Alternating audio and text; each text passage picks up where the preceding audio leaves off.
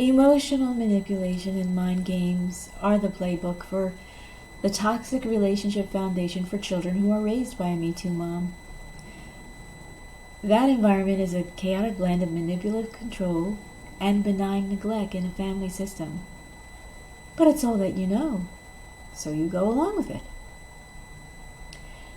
There is jealousy, competition, sabotage, deliberate though unconscious undermining of your dreams and aspirations that are authentic to you. You are your Me Too mom's child, son or daughter, so you shouldn't actually accomplish your dreams and aspirations. Especially if your Me Too mom has not yet accomplished hers. She wouldn't know how. And so you threaten your mother's insecurities, you trigger her lack of self-worth and self-esteem.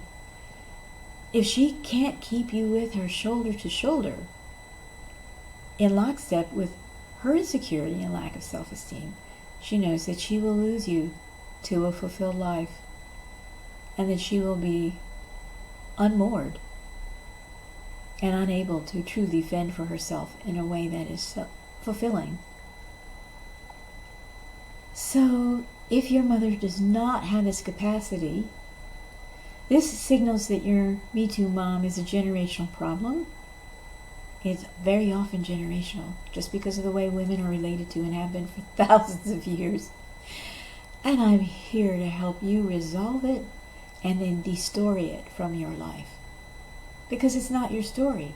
So, let it go and regenerate what you need to be your unique, authentic life, with a flood and flow of soul-nourishing and daily life-supporting energy, so that you just do you, and you love your unique journey.